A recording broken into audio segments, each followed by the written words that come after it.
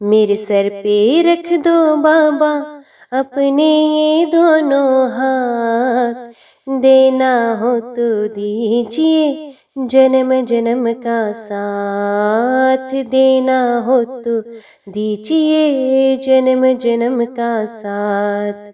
जय श्री कृष्ण। आज की कथा वशिष्ठ जी के द्वारा सोम शर्मा के पूर्व जन्म संबंधी शुभाशुभ कर्मों का वर्णन तथा उन्हें भगवान के भजन का उपदेश। सोम शर्मा ने सुमना से पूछा, कल्याणी, मैं किस प्रकार सर्वज्ञ और गुणवान पुत्र प्राप्त कर सकता हूँ? सुमना बोली, स्वामी, आप महामुनि वशिष्ठ जी के पास जाइए, वे धर्म के ज्ञाता हैं, उन्हीं से प्रार्थना कीजिए, उनसे आपको धर्मज्ञ एवं धर्म वत्सल पुत्र की प्राप्ति होगी।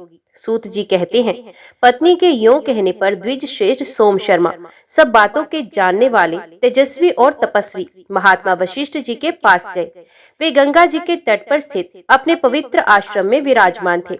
सोम शर्मा ने बड़ी भक्ति के साथ बारंबार उन्हें दंडवत प्रणाम किया। तब पाप रहित महातेजस्वी ब्रह्मपुत्र वशिष्ठ जी उनसे बोले, महामते, इस पवित्र आसन पर सुख से बैठो।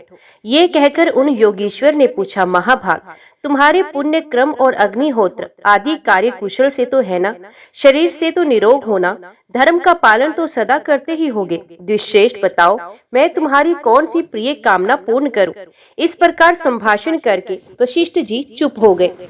तब सोम शर्मा ने कहा, तात, किस पाप के कारण मुझे दरिद्रता का कष्ट भोगना पड़ता है? मुझे पुत्र का सुख क्यों नहीं मिलता? इस बात का मेरे मन में बड़ा संदेह है। किस पाप से ऐसा हो रहा है, ये बताइए। महामते, मैं महान पाप से मोहित एवं विवेक शून्य हो गया था। अपनी प्यारी पत्नी के समझाने और भेजने से आज आपके पास आया हूँ। वशिष्ठ जी ने कहा, द्विश्रेष्ठ, मैं तुम्हारे सामने पुत्र के पवित्र लक्षण का वर्णन करता हूँ। जिसका मन पुण्य में आसक्त हो, जो सदा सत्य धर्म के पालन में तत्पर रहता हो, और जो बुद्धिमान, ज्ञान संपन्न, तपस्वी, वक्ताओं में श्रेष्ठ, सब कर्मों में कुशल और धीर वेदाध्ययन प्रायण, संपूर्ण शास्त्रों का वक्ता, देवता और ब्राह्मणों का पुजारी, समस्त यज्ञों का अनुष्ठान करने वाला, ध्यानी, त्यागी, प्रिय वचन बोलने वाला, भगवान श्री विष्णु के ध्यान में तत्पर, नित्य शांत जितेंद्रिय, सदा जप करने वाला, पितृभक्ति परायण, सदा समस्त स्वजनों पर स्नेह रखने वाला, कुल का उद्धारक, विद्वान तथा कुल को संतुष्ट करने वाला हो। ऐसे गुणों से युक्त उत्तम पुरुष ही सुख देने वाला होता है। इसके सिवा दूसरे तरह के पुत्र संबंध जोड़कर केवल शोक और संताप देते हैं। पुत्र किसका, ऐसा किस काम का? उसके होने से कोई लाभ नहीं है। महाप्राज्ञ, तुम पूर्व जन्म में शूद्र थे, तुम्हारे धर्माधर्म का ज्ञान नहीं था, तुम बड़े लोभी थे, तुम्हारे एक स्त्री और बहुत से पुत्र थे, तुम दूसरों के साथ सदा द्वेष रखते थे, तुमने सत्य का कभी श्रवण नहीं किया, तीर्थों की यात्रा नहीं की। महामते, तुमने एक ही काम किया था, खेती करना, बार बार तुम उसी में लगे रहते थे। द्विज श्रेष्ठ, तुम पशुओं का पालन भी करते थे, पहले गाय पालते थे, फिर भैंस और घोड़े को पालते थे। तुमने अन्न को बहुत महंगा कर रखा था। तुम इतने निर्दयी थे कि कभी किसी को किंचित भी दान नहीं किया, देवताओं की पूजा नहीं की, पर्व आने पर ब्राह्मणों को धन नहीं दिया, तथा श्रद्धा काल उपस्थित होने पर भी तुमने श्रद्धा पूर्वक कुछ नहीं किया। तुम्हारी साध्वी स्त्री कहती थी, आज श्राद्ध का दिन है, ये शब्द सुर के श्राद्ध का समय है, और सास के। महामते, उसकी ये बातें सुनकर तुम घर छोड़कर कहीं अन्यंतर भाग जाते थे। तुमने धर्म का मार्ग न कभी देखा न सुना था। लोभ ही तुम्हारी माता, लोभ ही तुम्हारे पिता, लोभ ही भ्राता और लोभ ही स्वजन एवं बंधु था। तुमने सदा के लिए धर्म को तिलांजलि देकर एकमात्र लोभ का ही आश्रय लिया था, इसलिए तुम दुखी और गरीबी से पीड़ित हुए हो। तुम्हारे हृदय में प्रतिदिन महातृष्णा बढ़ती जाती थी। रात में सो जाने पर भी तुम सदा धन की ही चिंता में लगे रहते थे। इस प्रकार हजार लाख करोड़ अरब खरब और 10 खरब सोने की मोहरें तुम्हें प्राप्त हो भी गई, फिर भी तृष्णा तुम्हारा पिंड नहीं छोड़ती थी, वे सदा बढ़ती ही रहती थी। तुमने कभी दान, होम या धन का उपभोग भी नहीं किया। जितना कमाया सब जमीन के अंदर गाड़ दिया। तुम्हारे पुत्रों को भी उस गड़े हुए धन का पता न था। तुम्हारे हृदय में तृष्णा की आग प्रज्वलित होती रहती थी, उसी के दुख से तुम्हें कभी सुख नहीं मिला।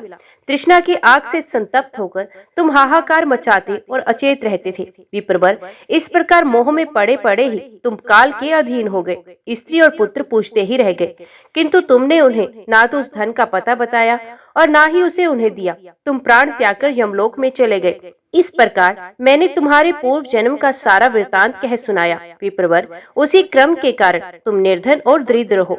जिसके ऊपर भगवान श्री विष्णु प्रसन्न होते हैं, उसी के घर में सदा सुशील, ज्ञानी, सत्य, धर्म परायण पुत्र होते हैं। संसार में जिसको भक्तिमान श्रेष्ठ पुत्र की प्राप्ति हुई है, वे भगवान का कृपा पात्र है। भगवान श्री विष्णु की कृपा के बिना कोई भी स्त्री, कोई भी पुत्र उत्तम जन्म तथा उत्तम कुल को श्री विष्णु के परम धाम को नहीं पा सकता। सोम शर्मा ने पूछा, ज्ञान विज्ञान के पंडित विप्रवर वशिष्ठ जी, यदि ऐसी बात है तो मुझे ब्राह्मण वंश में जन्म कैसे मिला, इसका सारा कारण बताइए। वशिष्ठ जी बोले, ब्राह्मण, पूर्व जन्म में तुम्हारे द्वारा एक धर्म संबंधी कार्य भी बन गया था, उसे बताता हूँ। उन दिनों एक निष्पाप, सदाचारी, अच्छे विद्वान, विष्णु भक्त और धर्मात्मा ब्राह्मण थे, जो तीर्थ यात्रा के व्याज से समूची पृथ्वी पर अकेले विचरण किया करते थे। एक दिन वे महामुनि घूमते घूमते तुम्हारे घर पर आए। द्विश्रेष्ठ, उस समय उन्होंने अपने ठहरने के लिए तुमसे कोई स्थान मांगा। तुम बड़ी प्रसन्नता के साथ बोले, विद्वान, आहा, आज मैं धन्य हो गया। आज मैंने पावन तीर्थ की यात्रा कर ली तथा इस समय मुझे आपके दर्शन से तीर्थ सेवन का फल प्राप्त हो गया। ये कहकर तुमने उन्हें ठहरने के लिए परम पवित्र गौशाला का स्थान दिखलाया और वहां ठहराकर उनके शरीर की सेवा करके दोनों पैरों को भी दबाया। फिर उनके चरणों को जल से धोकर चरणोदक से अपने मस्तक का अभिषेक किया। तत्पश्चात तुरंत ही दूध, दही, घी और मुट्ठे के साथ उन ब्राह्मण देवता को अन्न अर्पण किया। महामते, इस प्रकार अपनी स्त्री सहित सेवा करके तुमने ब्राह्मण को बहुत संतुष्ट किया। दूसरे दिन प्रातः काल अत्यंत शुभ कारक पुण्य दिवस आए। उस दिन शुद्ध आषाढ़ मास की शुक्ला द्वादशी थी, जो सब पापों का नाश करने वाली थी। उस तिथि को भगवान श्री विष्णु योग निद्रा का आश्रय लेते हैं। वे तिथि आने पर बुद्धिमान और विद्वान पुरुष घर के सारे काम छोड़कर भगवान श्री विष्णु के ध्यान में संलग्न हो गए। गीत और मंगल वाद्यों के द्वारा परम उत्सव मनाने लगे। समस्त ब्राह्मण वेद के सूक्तों और मंगल में स्तोत्रों द्वारा भगवान की स्तुति करने लगे। ऐसे महोत्सव का अवसर पाकर वे श्रेष्ठ ब्राह्मण उस दिन वहीं ठहर गए। उन्होंने एकादशी का व्रत किया और उसका महात्म्य भी पढ़ के सुनाया। तुमने अपनी स्त्री और पुत्रों के साथ एकादशी से होने वाले उत्तम पुण्य का वर्णन सुना। उस महापुण्य प्रसंग को सुनकर स्त्री और पुत्रों से प्रेरित हो ब्राह्मण के संसर्ग से तुमने भी एकादशी व्रत का आचरण किया। स्त्री और पुत्रों के साथ जाकर प्रातःकाल स्नान किया और प्रसन्न मन से गंध, पुष्प आदि पवित्र उपचारों तथा सब प्रकार के नैवेद्यों द्वारा भगवान श्री मधुसूदन की पूजा की। फिर नृत्य और गीत आदि के द्वारा उत्सव मनाते हुए रात्रि में जागरण किया। तत्पश्चात भगवान को स्नान कराकर भक्ति के साथ बारंबार उनके चरणों में मस्तक झुकाया और महात्मा ब्राह्मण के दिए हुए भगवान के चरणोदक का पान किया, जो परम शांति प्रदान करने वाला है।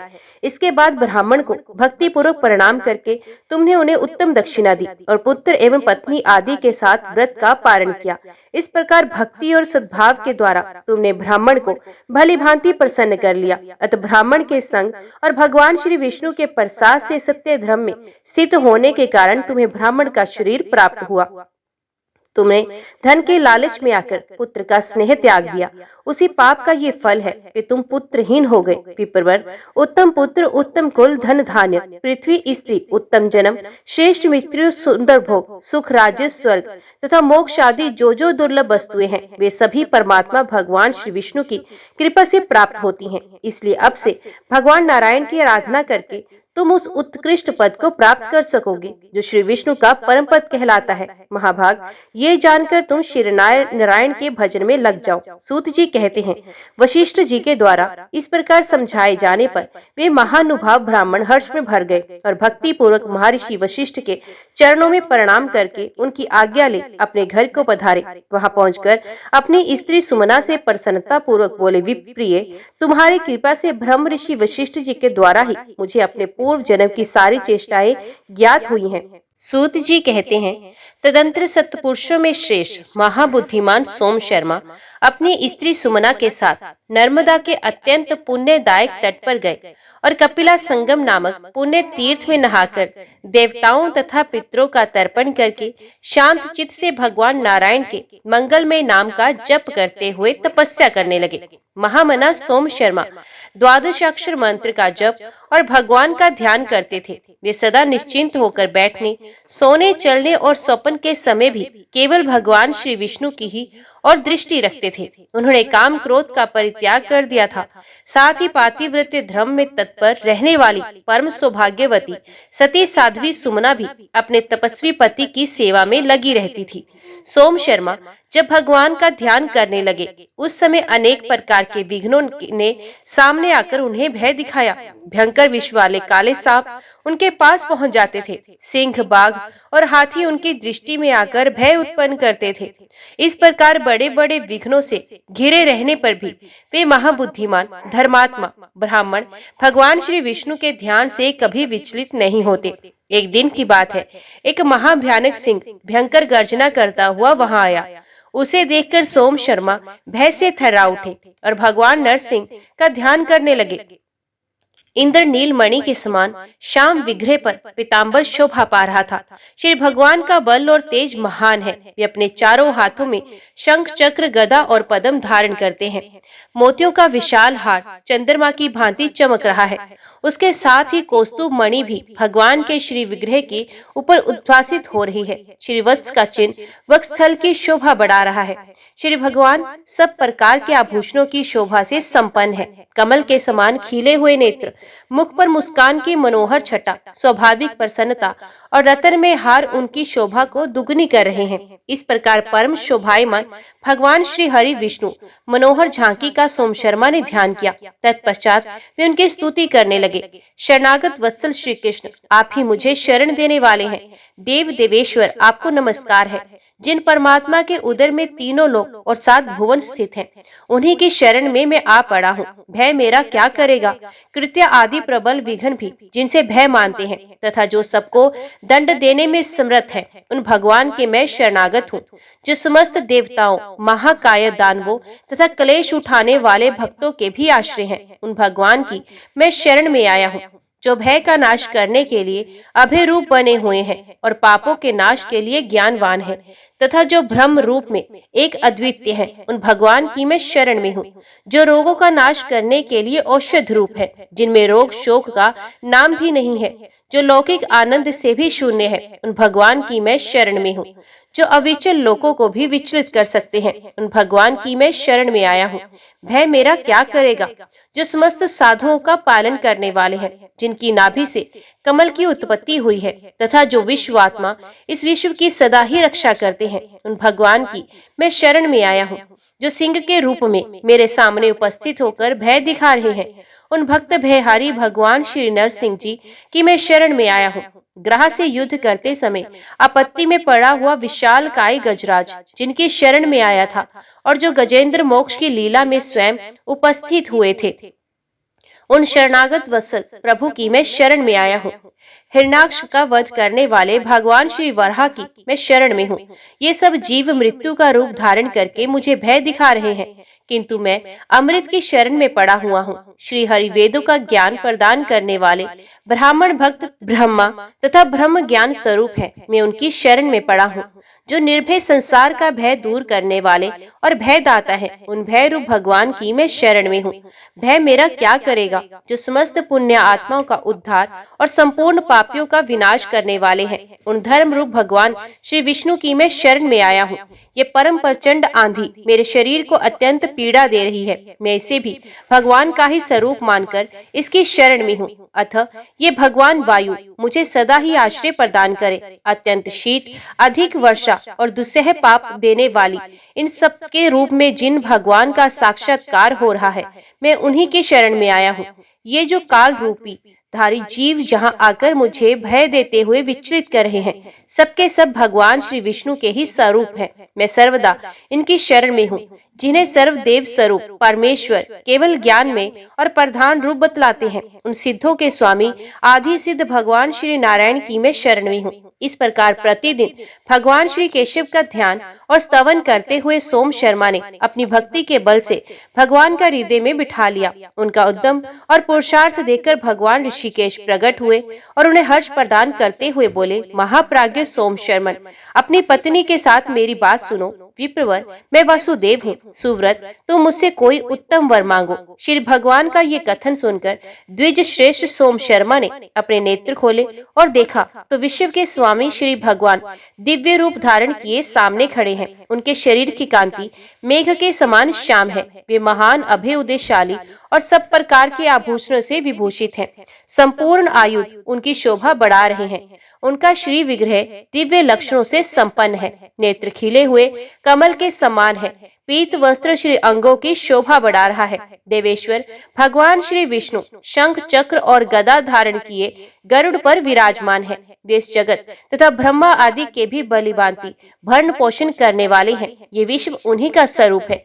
वे सनातन रूप धारण करने वाले हैं। ये विश्व से अतीत निराकार परमात्मा है।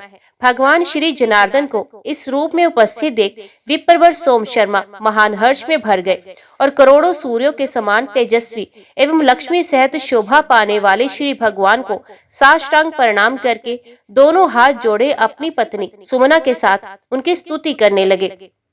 देव जगन्नाथ आपकी जय हो। सबको सम्मान देने वाले लक्ष्मीपति आपकी जय हो। योगियों के स्वामी योगेंद्र आपकी जय हो। यज्ञ के स्वामी हरे आपकी जय हो। विष्णु रूप से यज्ञेश्वर और शिव रूप से यज्ञ विध्वंसक सनातन और सर्वव्यापक परमेश्वर आपकी जय हो। आपकी जय हो। सर्वेश्वर अनंत आपकी जय हो। जय स्वरूप प्रभु आपको मेरा प्रणाम है। ज्ञानवानों में श्रेष्ठ आपकी जय हो। ज्ञान नायक आपकी जय हो। सब कुछ देने वाले सर्वज्ञ परमेश्वर आपकी जय हो। सत्व गुण को उत्पन्न करने वाले प्रभु आपकी जय हो। यज्ञ व्यापी परमेश्वर आप प्रज्ञा स्वरूप है। आपकी जय हो। प्राण देने वाले प्राण प्रदान करने वाले प्रभु आपकी जय हो। पाप नाशक पुण्येश्वर आपकी जय हो। पुण्य पालक हरि आपकी जय हो।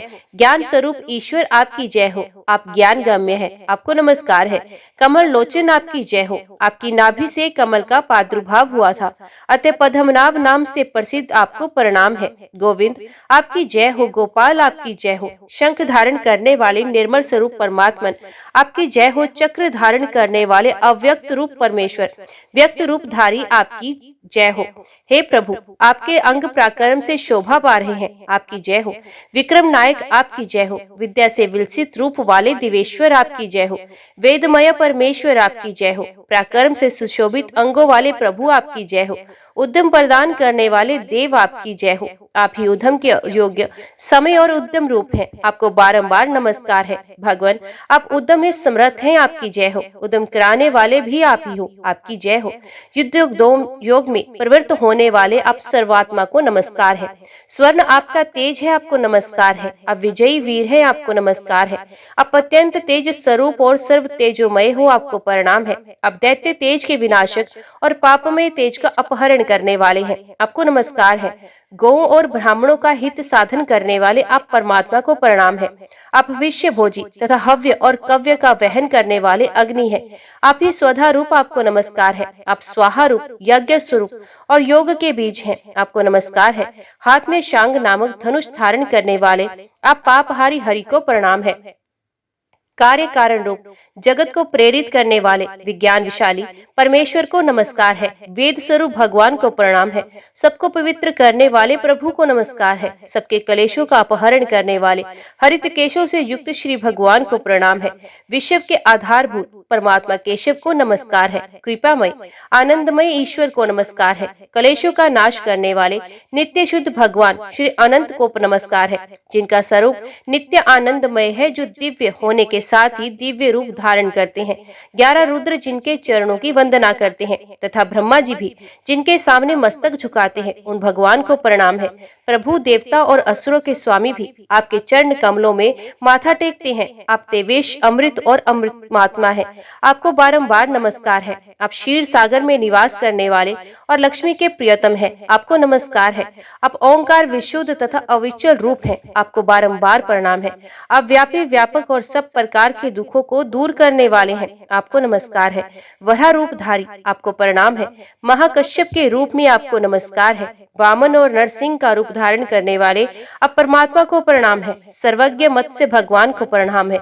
श्री राम कृष्ण ब्रह्म श्रेष्ठ कपिल हयग्रीव के रूप में अवतीर्ण हुए भगवान को प्रणाम है। इस प्रकार इंद्रियों के स्वामी भगवान श्री जनार्दन का स्तवन करके सोम शर्मा ने फिर कहा, प्रभु ब्रह्मा जी भी आपके पावन गुणों की सीमा को नहीं जानते तथा सर्वेश्वर रुद्र और इंद्र भी आपकी स्तुति करने में असमर्थ है। फिर दूसरा कौन आपके गुणों का वर्णन कर सकता है? मुझ में बुद्धि ही कौन सी है जो मैं आपकी स्तुति कर सकूं? केशव, मैंने आपकी छोटी बुद्धि के अनुसार आपके निर्गुण और सगुण रूपों का स्तवन किया है। सर्वेश, मैं जन्म जन्म से आपकी ही दास हूँ। लोकेश, मुझ पर दया कीजिए। श्री हरि बोले, ब्राह्मण, मैं तुम्हारी इस तपस्या, पुण्य, सत्य तथा पावन स्तोत्र से बहुत संतुष्ट हूँ। मुझसे कोई वर मांगो। सोम शर्मा ने कहा, प्रभु पहले तो आप मुझे ये भली भांति निश्चित किया हुआ ये वर दीजिए कि मैं प्रत्येक जन्म में आपकी भक्ति करता रहूं।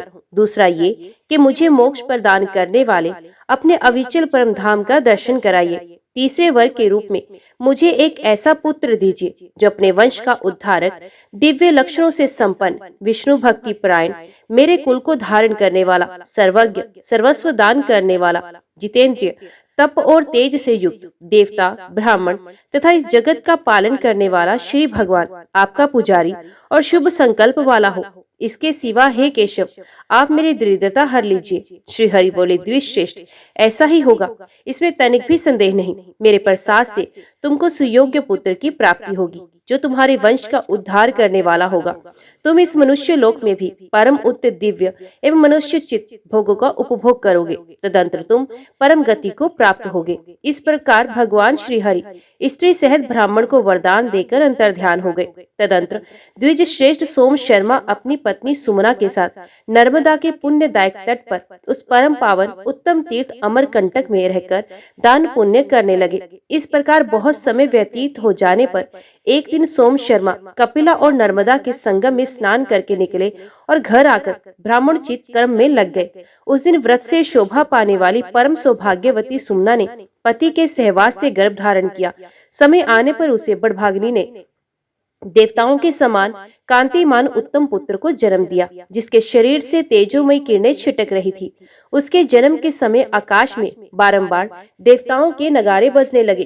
तत्पश्चात ब्रह्मा जी देवताओं को साथ लेकर वहां आए और स्वस्थ चित्त से उस बालक का नाम उन्होंने सुव्रत रखा। नामकरण करके महाबली देवता स्वर्ग को चले गए। उन्हें उनके जाने के पश्चात द्विश्रेष्ठ सोम शर्मा ने बालक के जात कर्म आदि संस्कार किए। उस बड़भागी पुत्र सुव्रत के, जो भगवान की कृपा से प्राप्त हुआ था, जन्म लेने पर ब्राह्मण के घर में धन धान्य से भरपूर महालक्ष्मी निवास करने लगी। हाथी, घोड़े, भैंसे, गोएं, सोने और रत्न आदि किसी भी वस्तु की कमी न रही।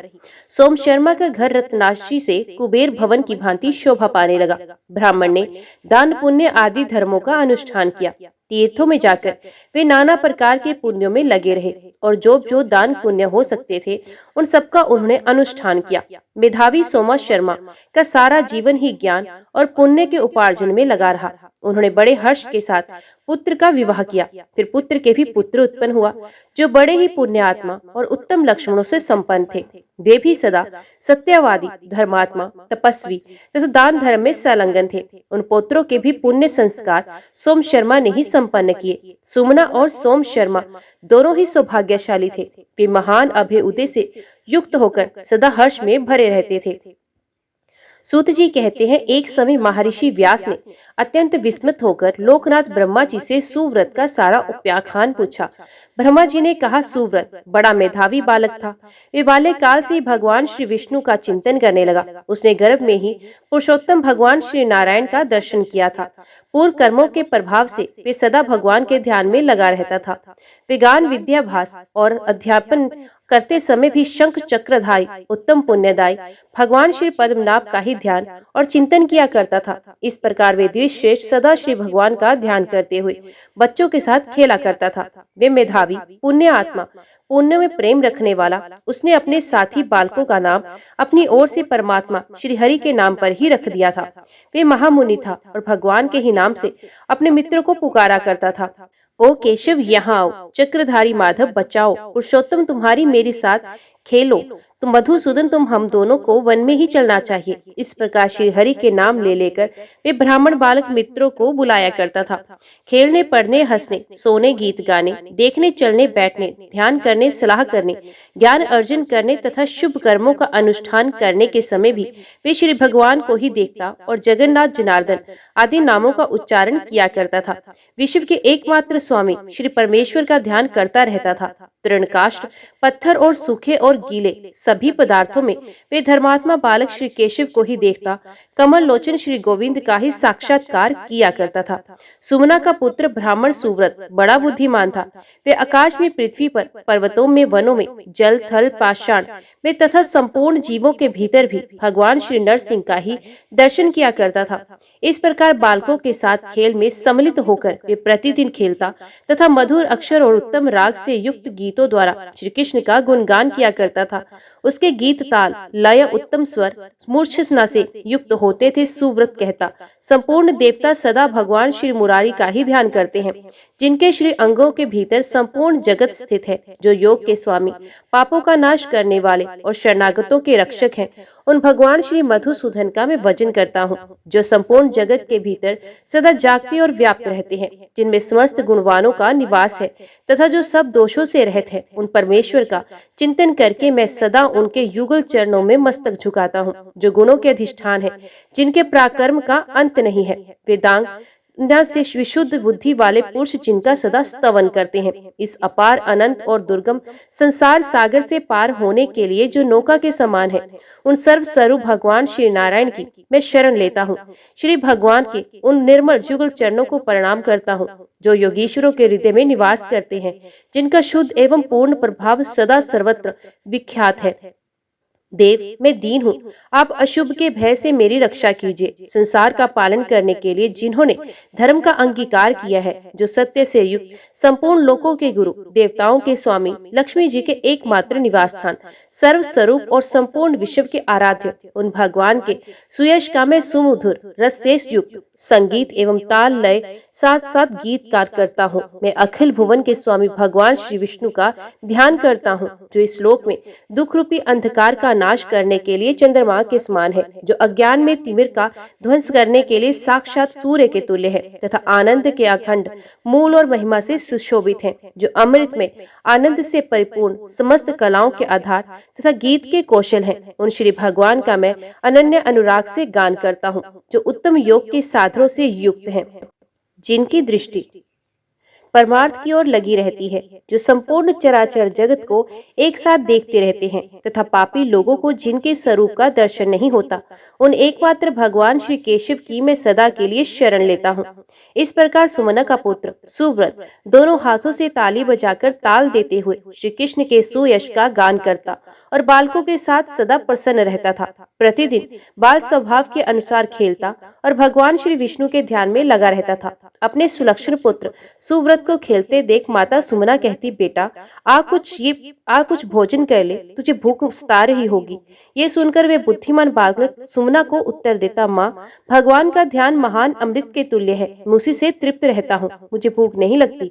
भोजन के आसन पर बैठकर जब वे अपने सामने मिष्ठान परोसा हुआ देखता, तब वे कहता, इस अन्न से भगवान श्री विष्णु तृप्त हो। वे धर्मात्मा बालक जब सोने के लिए जाता, तब वहां भी श्री कृष्ण का चिंतन करते हुए कहता, मैं योग निद्रा प्रायण भगवान श्री कृष्ण की शरण में आया हूँ। इस प्रकार भोजन करते, वस्त्र पहनते, बैठते, सोते समय भी वे श्री वसुदेव का ही चिंतन करता और उन्हीं को सब वस्तुएं समर्पित करता था। धर्मात्मा सुव्रत युवावस्था आने पर काम भोग का परित्याग करके वैडूर्य पर्वत पर जाकर भगवान श्री विष्णु के ध्यान में लग गया। वही उस मेधावी ने श्री विष्णु का चिंतन करते हुए तपस्या करना शुरू किया। उस श्रेष्ठ पर्वत पर सिद्धेश्वर नामक स्थान के पास वे निर्जन वन में रहता और काम, क्रोध आदि संपूर्ण दोषों का परित्याग करके इंद्रियों के संयम में रखते हुए तपस्या करता था। उसने अपने मन को एकाग्र करके भगवान श्री विष्णु के साथ जोड़ दिया। इस प्रकार परमात्मा के ध्यान में 100 वर्षों तक लगे रहने पर उसके ऊपर शंख, चक्र और गदा धारण करने वाले भगवान श्री जगन्नाथ बहुत प्रसन्न हुए तथा लक्ष्मी जी के साथ उसके सामने प्रकट होकर बोले, धर्मात्मा सुव्रत, अब ध्यान से उठो, तुम्हारा कल्याण हो। मैं विष्णु तुम्हारे पास आया हूँ, मुझसे वर मांगो। मेधावी सुव्रत भगवान श्री विष्णु के उत्तम वचन सुनकर अत्यंत हर्ष में भर गए। उन्होंने आंखें खोलकर देखा, जनार्दन सामने खड़े हैं। फिर तो दोनों हाथ जोड़कर उन्होंने श्री भगवान को प्रणाम किया और उनकी स्तुति की। जनार्दन, ये संसार समुद्र अत्यंत गहरा है, इसका पार पाना कठिन है। ये दुखदायी लहरों और मोहमयी भांति भांति की तरंगों से भरा है। मैं अत्यंत दीन हूँ और अपने ही दोषों तथा गुणों से, पाप पुण्यों से प्रेरित होकर इसमें आ फंसा हूँ। अतः आप मेरा इससे उद्धार कीजिए। कर्म रूपी बादलों की भारी भारी घटा घिरी हुई है, जो गरजती और बरसती भी है। मेरे पातकों की राशि विद्युलता की भांति उसमें थिरक रही है। मोहरूपी अंधकार समूह से मेरी दृष्टि विवेक शक्ति नष्ट हो गई है। मैं अत्यंत दीन हो रहा हूँ। मधुसूदन, मुझे अपने हाथ का सहारा दीजिए। ये संसार एक महान वन है, इसमें बहुत से दुखी वृक्ष रूप से स्थित है। मोहरूपी सिंह इसमें निर्भय होकर निवास करते हैं। इसके भीतर शोक रूपी प्रचंड दावानल पर ज्वलित हो रहा है, जिसकी आंच से मेरा चित्त संतप्त हो उठा है। कृष्ण, इससे मुझे बचाइए। संसार एक वृक्ष के समान है। ये अत्यंत पुराना होने के साथ बहुत ऊंचा भी है। माया इसकी जड़ है। शोक तथा नाना प्रकार के दुख इसकी शाखाएं हैं। पत्नी आदि परिवार के लोग पत्ते हैं और इसमें अनेक प्रकार के फल लगे हैं। मुरारी, मैं इस संसार वृक्ष पर चढ़कर गिर रहा हूँ। भगवान, इस समय मेरी रक्षा कीजिए, मुझे बचाइए। कृष्ण, मैं दुख रूपी अग्नि, विविध प्रकार के मोह रूपी धुएं तथा वियोग, मृत्यु और काल के समान शोकों से जल रहा हूँ। आप सर्वदा ज्ञान रूपी जल से सींचकर मुझे सदा के लिए संसार बंधन से छुड़ा दीजिए। कृष्ण, मैं मोह रूपी अंधकार राशि से भरे हुए संसार नामक महान गड्ढे में सदा से गिरा हुआ हूँ। दीन हूँ, भय से अत्यंत व्याकुल हूँ। आप मेरे लिए नौका बनाकर मुझे उस गड्ढे से निकालिए, वहां से खींचकर अपनी शरण में ले लीजिए। जो संयमशील हृदय के भाव से युक्त होकर अनन्य चित्त से आपका ध्यान करते हैं, वे आपकी पदवी को प्राप्त हो जाते हैं। तथा जो देवता और किन्नरगण आपके दोनों परम पवित्र चरणों को प्रणाम करके उनका चिंतन करते हैं, वे भी आपकी पदवी को प्राप्त होते हैं। मैं ना तो दूसरे का नाम लेता हूँ, ना ही दूसरे को भजता हूँ, ना ही दूसरे का ही चिंतन करता हूँ। नित्य निरंतर आपके युगल चरणों को प्रणाम करता रहता हूँ। इस प्रकार मैं आपकी शरण में आया हूँ। आप मेरी रक्षा कीजिए। मेरे पातक समूह शीघ्र दूर हो जाए। मैं नौकर की भांति जन्म जन्म आपका दास बना रहूं। भगवान, आपके युगल चरण कमलों को सदा प्रणाम करता हूँ। श्री कृष्ण, यदि आप मुझ पर प्रसन्न हैं, तो मुझे ये उत्तम वरदान दीजिए। मेरे माता पिता को सश्रीर अपने परमधाम में पहुंचाइए। मेरे ही साथ मेरी पत्नी को भी अपने लोक में ले चलिए। श्री हरि बोले, ब्राह्मण, तुम्हारी ये उत्तम कामना अवश्य पूर्ण होगी। इस प्रकार सुव्रत की भक्ति से संतुष्ट होकर भगवान श्री विष्णु उन्हें उत्तम वरदान देकर दाह और परले से रहित वैष्णव धाम को चले गए। सुव्रत के साथ ही सुमना और सोम शर्मा भी वैकुंठ धाम को प्राप्त हुए। ओम नमो भगवते वासुदेवाय नमः। आज की वीडियो में इतना ही। उम्मीद करती हूँ वीडियो आपको पसंद आई होगी। वीडियो पसंद आई हो तो वीडियो को लाइक और चैनल को सब्सक्राइब जरूर कीजिएगा। जय श्री हरि लिखकर कमेंट बॉक्स में अपनी हाजिरी और अपने सुझाव देना ना भूलेगा। तो मिलते हैं अगली कथा अगली वीडियो के साथ। तब तक के लिए देखते व सुनते रहिए। जय मां कंजक, जय माता दी।